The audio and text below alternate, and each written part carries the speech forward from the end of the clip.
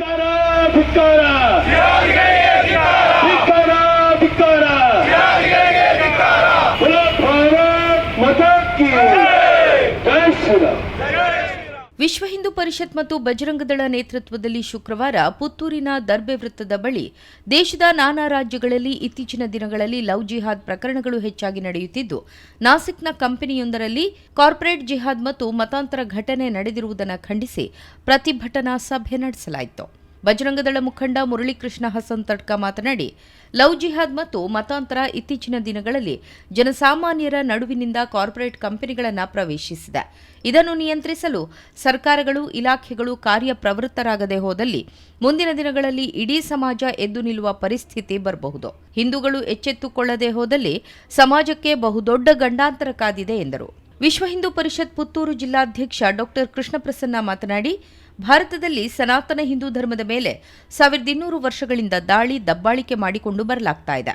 ವಿದೇಶದಿಂದ ಬಂದ ಬೇರೆ ಧರ್ಮದವರು ಬಲಪ್ರಯೋಗದ ಮೂಲಕ ಆರಂಭಿಸಿದ ಈ ದಬ್ಬಾಳಿಕೆ ಬಳಿಕ ದೇಶದೊಳಗೆ ಬೇರು ಬಿಟ್ಟ ಮತೀಯ ಶಕ್ತಿಗಳಿಂದ ನಡೆಯಲಾರಂಭಿಸಿತು.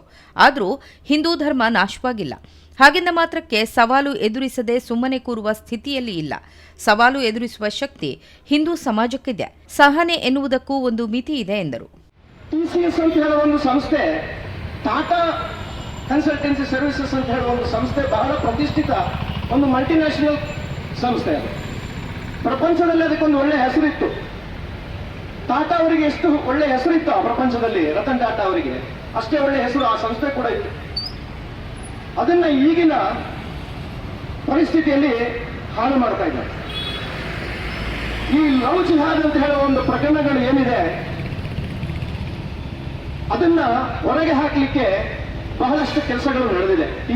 ನಾನು TCS ಅನ್ನು ಉಲ್ಲೇಖ ಮಾಡೋದಾದ್ರೆ 2022ರಲ್ಲಿ ಒಂದು ಏನು ಲವ್ ಜಿಹಾದ್ನ ಸಂಚು ಅಲ್ಲಿ ನಡೀತಾ ಇತ್ತು ಅಂತ ಮಾಧ್ಯಮಗಳಲ್ಲಿ ಓದಿದ್ದೇವೆ. ಬಹುಶಃ 2022ರಿಂದ ಈಗ ಅಂದ್ರೆ 4 ವರ್ಷದಿಂದ ಇದು ನಡೀತಾ ಇದೆ TCS ಸಂಸ್ಥೆಯಲ್ಲಿ.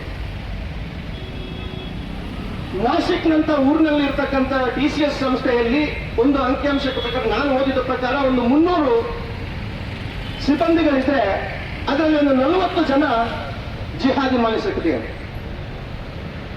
ಈ 40 ಜನ 300 ಜನರನ್ನ ಯಾವ ರೀತಿ ಅವರಿಗೆ ಕಿರುಕುಳ ಕೊಡ್ತಾ ಇದ್ರು ಅನ್ನೋದು ಈಗ ಪ್ರಪಂಚದ ಮುಂದೆ ಬಂದಿದೆ.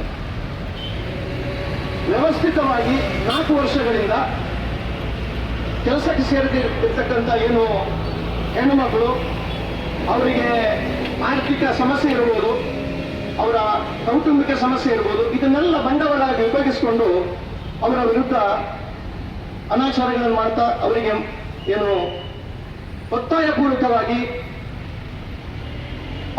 ಅವರಿಗೆ ಗೋಮಾಂಸವನ್ನು ತಿನ್ನಿಸುವಂತ ಕೆಲಸ, ಅಂತ ದುಷ್ಕೃತ್ಯವನ್ನ ಮಾಡ್ತಾ ಇದ್ದಾರೆ.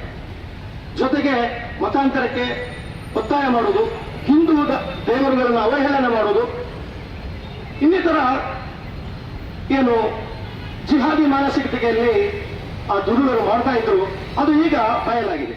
ಹಿಂದೂ ಸಂಘಟನೆಗಳ ಮಾರ್ಗದರ್ಶಕರಾದ ಡಾ ಎಂಕೆ ಪ್ರಸಾದ್ ಭಂಡಾರಿ, ಬಿಜೆಪಿ ಗ್ರಾಮಾಂತರ ಮಂಡಳ ಅಧ್ಯಕ್ಷ ದಯಾನಂದ ಶೆಟ್ಟಿ ಉಜಿರೆಮಾರ್, ನಗರ ಮಂಡಲ ಅಧ್ಯಕ್ಷ ಪಿಬಿ ಶಿವಕುಮಾರ್, ಮುಖಂಡರಾದ ನಾಗೇಶ್ ಟಿಎಸ್, ನಾಗೇಂದ್ರ ಬಾಳಿಗ, ದಿನೇಶ್ ಪಂಜಿಗ, ಚಂದ್ರಶೇಖರ್ ರಾವ್ ಬಪ್ಪಳಿಗೆ, ರಾಜೇಶ್ ಬನ್ನೂರು, ನಿತೀಶ್ ಕುಮಾರ್ ಶಾಂತಿವನ, ಸತೀಶ್ ನಾಯ್ಕ್ ಪರ್ಲಾಡ್ಕ, ದಾಮೋದರ್ ಪಾಟಾಳಿ, ಶ್ರೀಧರ ತಿಂಕಿಲ ಮತ್ತಿತರರು ಪಾಲ್ಗೊಂಡಿದ್ದರು.